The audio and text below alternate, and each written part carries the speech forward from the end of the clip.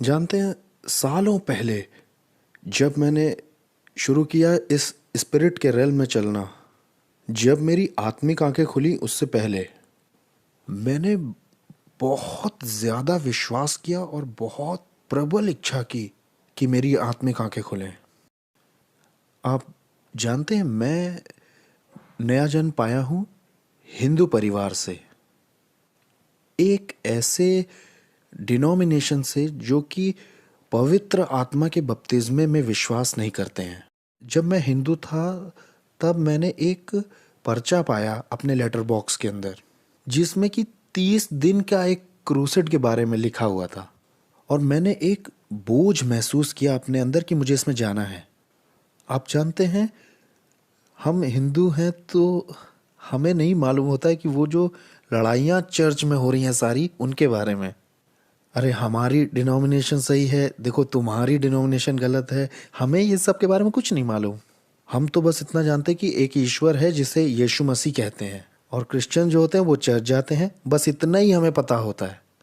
जब हम एक बाहरी आदमी होते हैं तो मैं गया इस मीटिंग में, और वो एक ऑडिटोरियम में थी इसी तरह के, और मैं वहाँ बालकनी में बैठा हुआ था और संदेश सुन रहा था।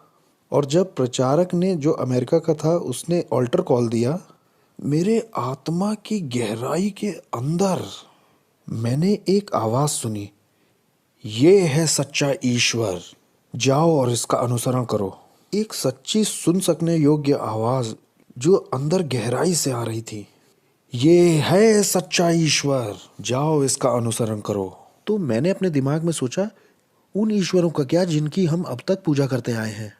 हिंदू जो होते हैं वो 33 करोड़ देवी देवताओं की पूजा करते हैं, आपको पता है?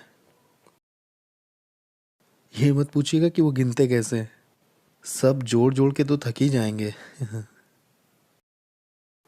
तो हर जो हिंदू होता है, वो जो कट्टर हिंदू है, मतलब वो कम से कम 1 दर्जन देवी देवताओं की आराधना करता है घर में अपने। हमारे घर में एक मंदिर वाला कमरा होता है, उसमें हम बहुत सारी पिक्चर्स भी लगाते हैं उनकी। उनमें से एक संरक्षक देवता होता है जो पूरे परिवार को बचाता है, और उसके साथ बाकी सारे वो वाले लगे होते हैं। तो हमारे घरों में होते हैं 1 दर्जन से ज़्यादा देवता। और यहाँ मैं एक मीटिंग में बैठकर एक आवाज़ सुन रहा हूँ, ये है सच्चा ईश्वर, जाओ इसका अनुसरण करो। मुझे मुझे नहीं पता था कि ये क्या करना है। जैसे कि मैं कोई बहरा हूँ, मैं बैठा रहा उस सीट पर, और थोड़ी देर के बाद मैं जिस चेयर पे बैठा था, मुझे लगा कि वो हिलने लग गई है। वो सचमुच में हिल रही थी, ऐसे हिल रही थी वो। और आपको मालूम है, मैं उसे देख रहा था कि ये बिल्कुल हिल रही है, लिटरली हिल रही थी, और वो आवाज़ बराबर आ ही रही थी, ये सच्चा ईश्वर है। और जो मेरे दिमाग में बार बार सवाल आ रहा था कि जल्दी उठो, जल्दी उठो। और ज़रा अंदाज़ा लगाइए कि मैंने क्या किया होगा। मैंने वो हैंडल कस के पकड़ लिए। मैं नहीं जाऊंगा। देखिए, मैं ये नहीं जानता था कि इससे होगा क्या। क्यों ये आवाज़ मुझसे बार बार कह रही है कि ये सच्चा परमेश्वर है, क्यों ये चेयर हिल रही है। मुझे ये सब नहीं पता था, लेकिन मैं थोड़ा ज़िद्दी बन के बैठा रहा। तब मैंने ये भी देखा कि बहुत सारे लोग उठ उठ के सामने जा रहे हैं। तभी अचानक एक तीसरी बात और हुई। मैंने अपने नीचे एक हाथ महसूस किया, और उसने मुझे बड़े प्यार से मेरे पैरों पे खड़ा किया। अब क्योंकि मैं ऊपर वहाँ बालकनी में बैठा हुआ था, तो मैंने अपने दिमाग में ये सोचा, देखो पहले तो आवाज़ आई, फिर चेयर भी हिली, और तीसरा हाथ भी आया जिसने मुझे प्यार से उठाया। अब अगर मैं और ज़्यादा इनकार करता हूँ तो ये हाथ मुझे अब नीचे ही उठा के फेंक देगा सीधा। तो मैंने सोचा कि मुझे समर्पण कर ही देना चाहिए इस आवाज़ को। तब मैंने महसूस किया कि इस हाथ ने मेरे हाथ को पकड़ा और बहुत प्यार से मुझे नीचे उतार दिया। और जैसे ही मैं आके खड़ा हुआ, उसने कहा कि आओ हम प्रार्थना करें। तो मैंने ऊपर देखा और कहा, प्रभु अगर आप सचमुच में ईश्वर हैं तो मुझे इस रीबर्थ के साइकिल से बिल्कुल फ्री कर दीजिए आप। और जैसे ही मैंने ये कहा, मुझे ऐसा लगा मेरे सिर पर किसी ने तेल उंडेल दिया हो। मैंने सचमुच में ऐसा ही महसूस किया, और मैंने मुड़ के देखा भी कि कोई मेरे अगल बगल खड़ा तो नहीं। वहाँ लगभग 3 फुट के दायरे में कोई भी इंसान नहीं खड़ा था, कोई नहीं। लेकिन मैंने महसूस किया कि मेरे सिर पर तेल जैसा कुछ उंडेला गया है और वो धीरे धीरे नीचे आ रहा था। और जैसे ही वो धीरे धीरे नीचे आ रहा था, मैंने महसूस किया कि मेरे दिल में एक तरह की सफाई सी हो रही है। और फिर वो बहते हुए मेरे शरीर पर आया, मेरे हाथों पर आया, मेरे चेहरे पर आया, मेरे पैरों तक चला गया। और जैसे ही वो पैरों के पंजों तक आया, वो एकदम से चला गया। और मैंने तुरंत महसूस किया कि मेरे सारे पाप माफ़ हो गए।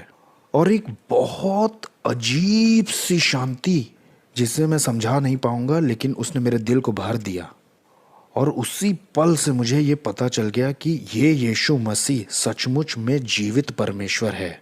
4 अलौकिक अनुभव मुझे हुए हैं जो कि मसीह में मुझे लाए हैं। तो जब मैं सेव हो गया तो उसके बाद क्या हुआ, तो ये जो चर्च था जिसने ये पूरी मीटिंग आयोजित की थी, उन्होंने कुछ पैम्पलेट्स और कुछ किताबें मुझे दी थी, वो इसी तरह से पढ़ने के लिए, आगे बढ़ने के लिए। तो मैं घर वापस आ गया और मैंने अपना विश्वास किसी को नहीं बताया, क्योंकि मेरे पिता एक पुजारी थे। तो मैं जाकर के उन्हें ये नहीं बताना चाहता था कि मैं मसीही हो गया हूँ। तो ये बात मैंने तब तक छुपाई जब तक मैं इसे छुपा सकता था। मैं जब तक रंगे हाथों पकड़ नहीं लिया गया बाइबल के साथ। और उसके बाद तो समझो नरक ही खुल गया मेरे लिए। उसके बाद उन्होंने मेरी ऐसी फटकार लगाई, इतनी बुरी, कि मुझे किसी तरह से बाइबल नहीं पढ़ना और ना किसी क्रिश्चियन से मिलना है। फिर जानते, मैंने उनकी बात मान ली और मैं सब कुछ भूल गया, इस मीटिंग के बारे में, उस चर्च के बारे में, और सब कुछ भूल गया। देखिए आपकी, मुझे नहीं मालूम था कि वो चर्च कौन सा है। मुझे ये भी नहीं मालूम था कि कौन सा पंथ या डिनोमिनेशन है वो।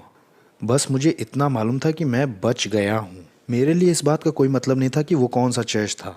और जब मैं वो किताब पढ़ रहा था, तो वही आवाज़ जो मैंने सुनी थी कि ये है सच्चा ईश्वर, एक बार फिर उस आवाज़ ने बात की। उसने कहा कि तुमने गलती कर दी, तुम उसी चर्च में वापस जाओ और बपतिस्मा लो।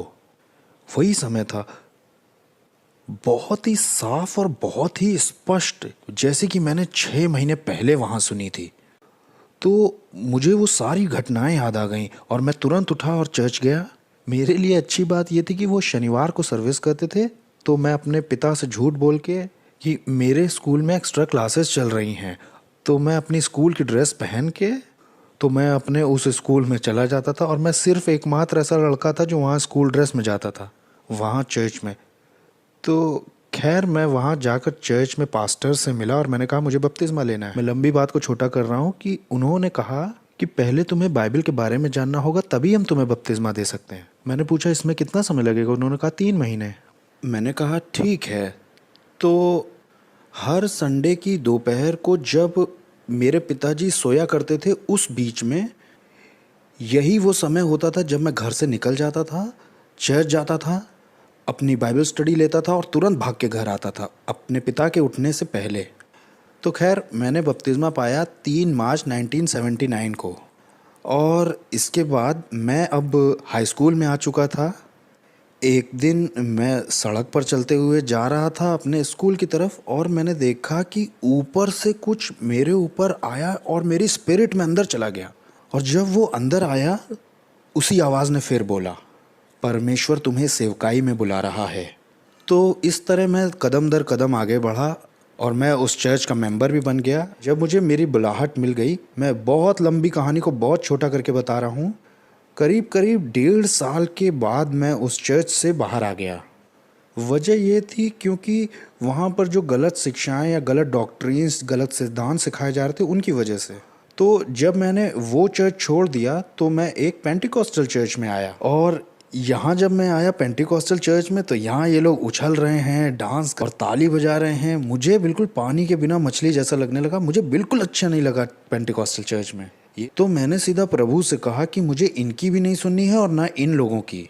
मैं चाहता हूँ कि प्रभु आप मुझे सिखाएं। तो मैंने बाइबल ली और मैंने सुसमाचारों को पढ़ना शुरू किया, बार बार बार बार बार बार बार बार, जब तक कि मुझे यकीन नहीं हो गया कि ये सच है, ये पवित्र आत्मा का बपतिस्मा सच्चा है।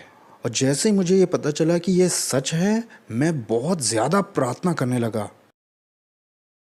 1980 के बीच वाले महीनों से लेकर के 81 के सितंबर तक मैंने दृढ़ निश्चय के साथ प्रार्थना की, प्रभु मुझे पवित्र आत्मा से भरिए, पवित्र आत्मा दीजिए। फिर 1981 के सितंबर में एक बहुत परमेश्वर के सामर्थी जन हमारे कस्बे में आए और उन्होंने एक बड़ा क्रूसेड किया और उस क्रूसेड में मैं पवित्र आत्मा से भरता चला गया। 3 दिन तक लगातार भरता गया। मुझे ऐसा लग रहा था कि दसियों हजार बिजलियां मेरे अंदर से जा रही। 3 दिन तक वो मेरे अंदर से बहता ही जा रहा था। बिजली बहती जा रही थी, बहती जा रही थी, बहती जा रही थी। वो 3 दिन तक लगातार हर रोज ऐसा हुआ। तो अब मैं बहुत खुश हो गया क्योंकि मैं पवित्र आत्मा में बपतिस्मा पा गया। और उसके बाद मैंने बहुत प्रबल इच्छा करी पवित्र आत्मा के वरदानों की, क्योंकि ये बात मैंने परमेश्वर के उस जन में देखी थी कि कैसे उसके जीवन में पवित्र आत्मा के 9 वरदान प्रकट होते थे, कि कैसे वो लोगों के नाम बता देते हैं, उन लोगों की समस्याएं बता देते हैं। मैंने कहा प्रभु मुझे ये चाहिए। मैंने दृढ़ता से प्रार्थना की पवित्र आत्मा के वरदानों के लिए। और जब मैं पवित्र आत्मा के वरदानों को अभ्यास करने लग गया था अपने जीवन में, फिर भी मैं उससे कभी नहीं, अभी कुछ और बाकी है। तो मुझे पता चला परमेश्वर के एक और जन के बारे में। वैसे ये दोनों ही अभी इस वक्त प्रभु के पास जा चुके हैं। ये जो प्रभु का दूसरा जन था, इसकी बड़ी भीतरी गहरी अंतरंग चाल थी प्रभु के साथ स्वर्गीय स्थानों में। ये स्वर्ग तक उठा लिए जाते थे, ये स्वर्गदूतों को देखते थे, ये एक जगह से दूसरी जगह चले जाते थे, ये उन लोगों से जो महिमा में संत हैं उनसे भी मिल लेते थे। ये वाली बात मेरे अंदर और उत्साह पैदा कर रही थी। मैंने कहा अब मुझे ये चाहिए। तो ये अगला कदम था। मैंने फिर दृढ़ता से प्रार्थना शुरू की कि प्रभु मुझे भी उसी परमेश्वर के जन की तरह आपके साथ चलना है। मुझे भी वही अभिषेक चाहिए। मेरी आत्मिक आंखें खोलिए। ये जो मेरी खोज थी, इसके बीच का जो समय था, मुझे याद नहीं है कि मुझे कैसे मिली थी ये किताब, जिसको कहते हैं बिलीवर्स अथॉरिटी, जिसे लिखा है केनेथ ई हेगन ने।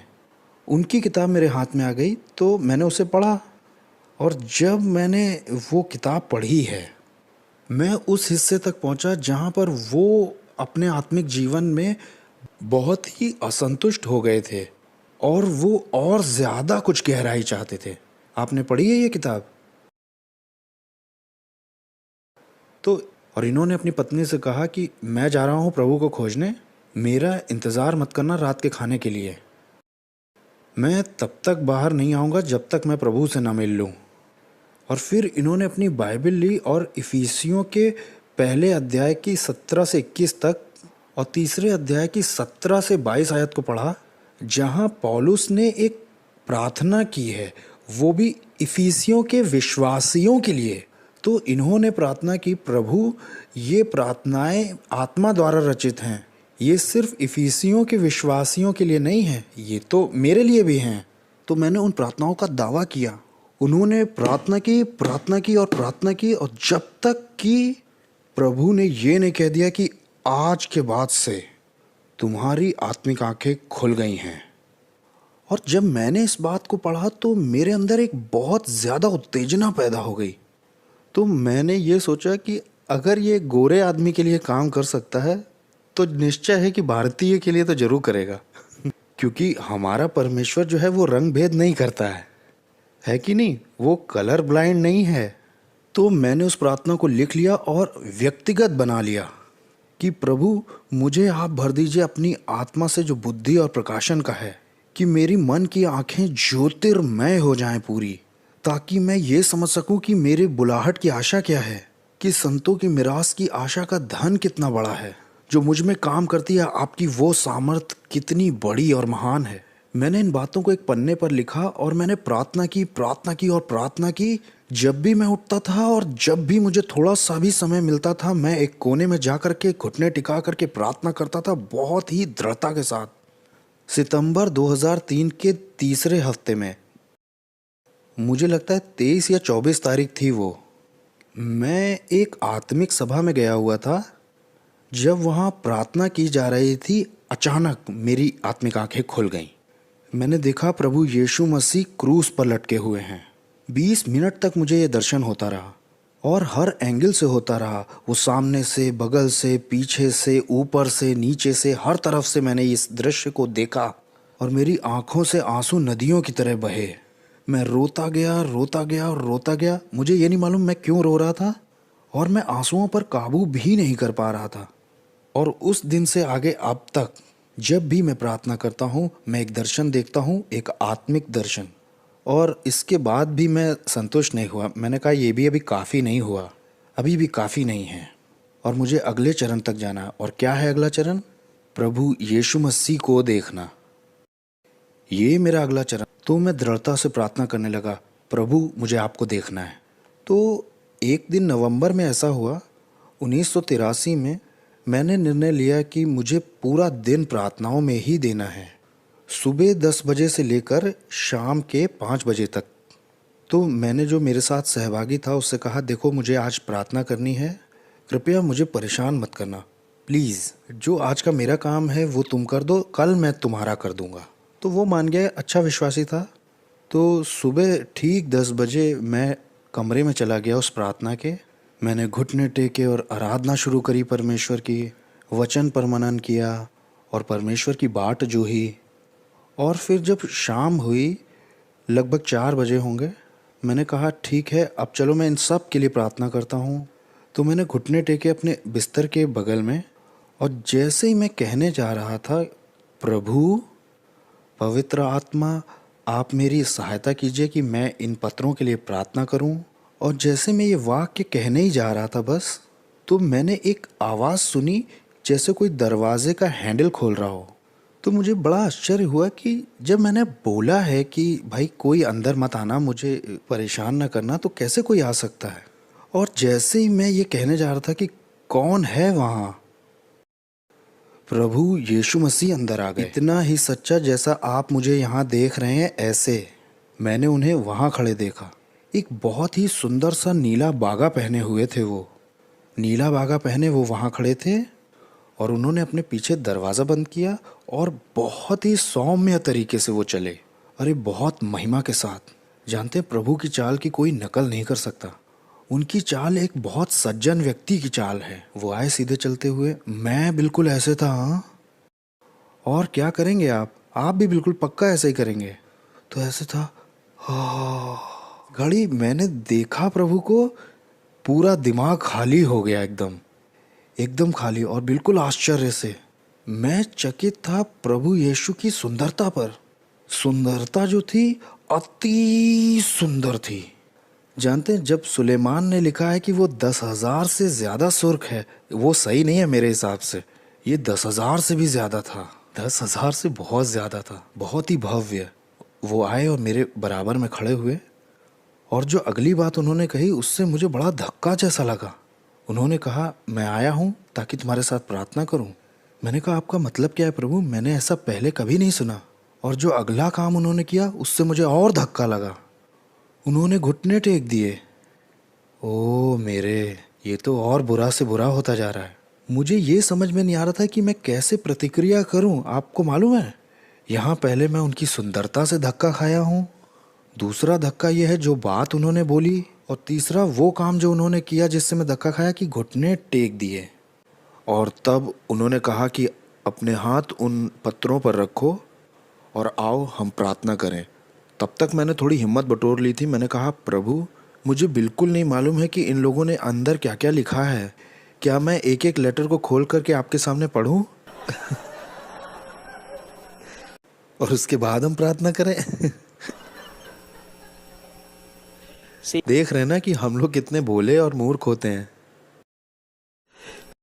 और वो बस मेरी तरफ देख के मुस्कुरा रहे थे, एक बहुत ही खूबसूरत मुस्कान के साथ। उन्होंने कहा, बस हाथ रखो और हम प्रार्थना करेंगे। तब मैंने अपने हाथ रखे और प्रभु ने अपने हाथ मेरे हाथ के ऊपर रखे, और उन्होंने कहा कि आओ अब हम प्रार्थना करें। और उन्होंने अपना चेहरा ऐसे उठाया, और जाहिर सी बात है मैंने तो प्रार्थना की नहीं। मैं ये मौका खोना नहीं चाहता था, इसलिए मैंने अपनी आंखें खुली रखी, उनकी ओर देख रहा था। हम इतने पास थे। मैंने उनकी तरफ देखा और उन्होंने अपना चेहरा ऐसे उठाया, और उन्होंने इस तरह से आहें भरी कि आंखों से आंसू बहने लगे। आप जानते हैं, मैंने रोमियो 8:26 को वहाँ अपनी आंखों के सामने होता हुआ देखा। पवित्र आत्मा प्रार्थनाओं में आहें भरते हैं। मैंने प्रभु को देखा, वो आत्मा से अंदर अंदर हिचकियां ले रहे थे और प्रभु का पूरा शरीर और पूरी छाती हिल रही थी इस तरह से, और इतनी हिचकियां और आहें भरते हुए आंसू बहे चले जा रहे थे। और जब वो पहला पत्र पूरा हो गया तब उन्होंने कहा, इसी तरह से तुम्हें सारे पत्रों का प्रत्युत्तर देना है। और इस तरह से हमने उन 300 पत्रों तक किया, एक के बाद एक के बाद एक। एक सामूहिक प्रार्थना नहीं की गई जैसा इन दिनों में बड़ा प्रचलित भी है आजकल। उस दिन मैंने ये जाना कि हर एक इंसान प्रभु के लिए महत्व रखता है, हर एक विनती प्रभु के लिए महत्व रखती है। इस सामूहिक प्रार्थना नहीं थी कि प्रभु हम इन सब के लिए प्रार्थना करते हैं, उत्तर दीजिए। और जब हम उन सारे पत्रों को पूरा कर चुके तब उन्होंने मेरी ओर देखा, वो खड़े हो गए, उन्होंने अपने हाथ मेरे सिर पर रखे और उन्होंने मुझे आशीष दी। और उस दिन के बाद से जब भी कभी मैं प्रार्थनाओं में आंखें बंद करता हूँ, मैं देखता हूँ कि हमेशा प्रभु मेरे दाहिने हाथ पर खड़े हुए हैं। तो खैर, मैं बहुत खुश था, लेकिन मैंने कहा प्रभु अभी भी काफ़ी नहीं है, अभी थोड़ा सा और। अब क्या रह गया है? और अब मैं आपकी महिमा देखना चाहता हूँ, अब मैं स्वर्ग देखना चाहता हूँ। और ये मेरी अगली प्रार्थना थी। और मैंने फिर दृढ़ता से प्रार्थना की कि प्रभु मुझे आपकी महिमा देखनी है, आपकी महिमा देखनी है प्रभु। फिर से पूरा दिल लगा के प्रार्थना की। और इसके पहले कि आपको मालूम है, बाइबल हमें बताती है इब्रानियों 11वें अध्याय और 12वें अध्याय में कि अंत के दिनों में संतों के साथ की संगति चर्च को फिर से वापस कर दी जाएगी। आपको ये बात मालूम है ना? ये जो प्रभु के जन हुआ करते थे, वो अपने अद्भुत अनुभवों को बताया करते थे कि कैसे उनकी संतों के साथ संगति होती थी। आप मरे हुए लोगों से बात नहीं कर रहे हैं, वो मरे नहीं हैं, क्योंकि बाइबल कहती है, और ये तो प्रभु ने खुद कहा है, परमेश्वर मरे हुओं का परमेश्वर नहीं है, परमेश्वर तो जीवितों का परमेश्वर है। वो अब्राहम का परमेश्वर है, इसहाक का और याकूब का। वो जीवितों का परमेश्वर है। अगर वो जिंदा हैं तो हम एक तरह से मृतकों से बात नहीं कर रहे हैं, नेक्रोमेंसी नहीं है ये। आमेन। आप समझ रहे हैं मैं क्या कह रहा हूँ? ये मृतकों से बात करना नहीं है, वो जिंदा है महिमा के सारे संत। और हमारे पास अभिलेखों में प्रमाण भी दिया है। मत्ती 17वें अध्याय में जब मूसा और एलिया प्रभु से मिलने आते हैं तो पद तो वहाँ दिए हैं, है कि नहीं? प्रभु ने मुझे एक आज्ञा दी थी और कहा था कि इस आज्ञा को पूरा करो। हर दिन इतने घंटे तुम्हें प्रार्थनाओं में देने होंगे। मैं ये नहीं बताऊंगा कि कितने घंटे, क्योंकि ये सिर्फ खास मेरे लिए था। ये बात सबके ऊपर लागू नहीं होगी। मैं समझ गया हूँ कि ये सबके लिए काम नहीं करेगा, क्योंकि मैंने जब दूसरों से ये बातें बताई और जब उन्होंने प्रार्थनाओं में उतना ही समय बिताया, उनके लिए काम नहीं किया, तो तब मैंने ये महसूस किया कि नहीं, ये सिर्फ खास मेरे लिए बनाया गया था। लेकिन नियम ये था कि परमेश्वर की बाट जोहनी है, यही एक नीति थी बस। परमेश्वर के साथ चलना है, परमेश्वर के साथ चलना है और पीछा करना है बहुत ही दृढ़ता से। और ये एक बात है जो आपको माननी है कि बहुत दृढ़ निश्चय के साथ अभिलाषा करनी है। 7 दिन के बाद ऐसा हुआ, एक दिन जब मैं बाट ही जो रहा था परमेश्वर की और वचन पर मनन कर रहा था, मैंने महसूस किया कि कोई अंदर आया है मेरे कमरे में। मैं मुड़ा और मैंने देखा कि एक बहुत ही ज़्यादा आयु का एक संत, पूरा महिमा से भरा हुआ, सफ़ेद दाढ़ी यहाँ तक, सफ़ेद पूरे बाल उसके, खड़ा हुआ है मेरे कमरे में। और वो चलते हुए मेरे पास आया और मुझसे पूछा, तुम क्या पढ़ रहे हो? मैंने कहा, पिता मैं ये पढ़ रहा हूँ। तब मैंने उनकी ओर देखा और कहा, अय्या आप कौन हैं? और उन्होंने कहा कि मैं हूँ वो जिसने ये प्रकाशित वाक्य लिखा है। मैंने कहा, यूहन्ना। मेरी हिम्मत नहीं पड़ी कि मैं ऐसे शब्द बोलूँ, यूहन्ना। और वो मेरे बराबर में आकर बैठ गए और कहा, अपनी बाइबल में प्रकाशित वाक्य खोलो, आओ हम पढ़ते हैं पहला अध्याय। तुम्हें मालूम है वो मैंने कैसे लिखा है? और उन्होंने वो मुझे बताया कि कैसे उन्होंने वो लिखा था। और एक सवाल था जो बहुत दिनों से मेरे दिल में था। मैंने कहा, अय्या आप तो पतमुस टापू पे थे ना, आपने कैसे वो पत्र सारे लिखे सातों कलीसियाओं को और उन्हें भेजा किस तरह से, वो जो कि एशिया माइनर में थी सातों। उन्होंने कहा, जब परमेश्वर ने मुझे ये प्रकाशन दिया तो उन नगरों के जो भी स्वर्गदूत थे वो सब मेरे सामने आकर के खड़े हो गए थे और मैंने लिखा ये सब स्क्रोल्स में और उन्हें दे दिया और वो लेकर के गए उनको अलग अलग कलीसियाओं में। वहाँ इफिसियों की कलीसिया के दूत के पास वो लेके गए और ये बातें जब उन्होंने मुझे बताई तो मैं बहुत रोमांचित हो गया।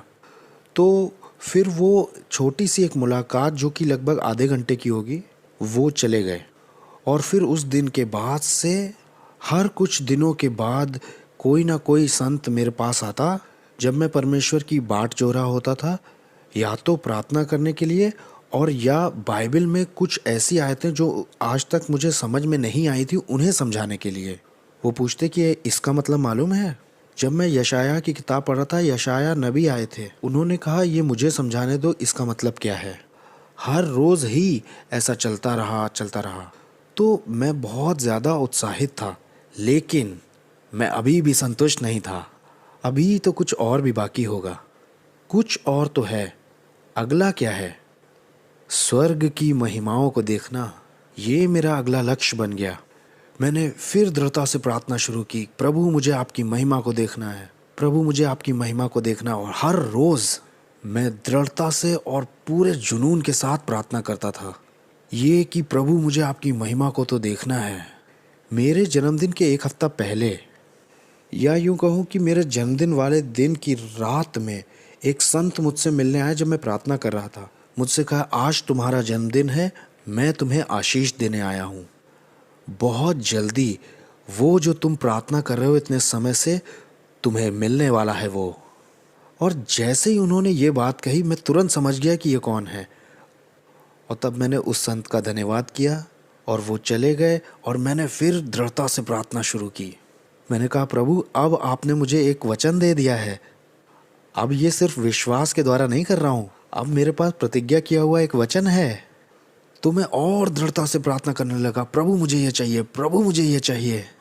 और एक दिन 24 मार्च के दिन 1984 में सुबह के लगभग 2 बजे जब मैं परमेश्वर की बाट जो रहा था, अचानक मैंने अपने आप को एक बड़े विचित्र स्थान पर पाया। मैंने अपनी आंखें खुली, इधर उधर देखा और एक बहुत सुंदर बगीचा था ये। जब मैं ये आश्चर्य कर रहा था कि मैं हूँ कहाँ पे, 2 स्वर्गदूत जो कि लगभग 8 फुट के होंगे वो आके मेरे बगल में खड़े हुए और बोले, स्वागत है। मैंने उनकी ओर देखा, मैंने कहा, ये कौन सी जगह है? ये स्वर्गलोक है। और फिर वो मुझे घुमाने लगे और मुझे एक जगह ले गए जहाँ पर बच्चे थे, बहुत छोटे बच्चे थे, 3 साल के, 5 साल के। तो मैंने उन्हें देखा, वो रह रहे थे स्वर्गलोक के उस हिस्से में। और तब वहाँ एक और दरवाज़ा खोला गया और जब ये अनुभव हुआ तब से आज तक मैंने कभी भी ना तो भूखा होना छोड़ा और ना ही इच्छा करना बंद किया। ये अच्छा नहीं होगा कि आप सिर्फ इस बात को सुन लें कि मेरी तरह आकर के आपने यहाँ बता दिया कि अरे मुझे तो ये वाला अनुभव भी हुआ है, मेरी चाल तो ऐसी रही है, ये भी संभव है, वो भी संभव है, ये अच्छा है। नहीं, आप सिर्फ वहीं तक ना रुक जाएं। यह आपके पिता की इच्छा है कि आप और पीछा करें और मेहनत करें और ज़ोर लगाएं। इस बात के लिए मैं पूरी निश्चय से और दृढ़ता से जानता हूं कि ये आपके पिता की इच्छा है। और अगर ये आपके पिता की इच्छा नहीं होती तो उसने मुझे ये कल ना दिखाया होता, उसने नहीं दिखाया होता।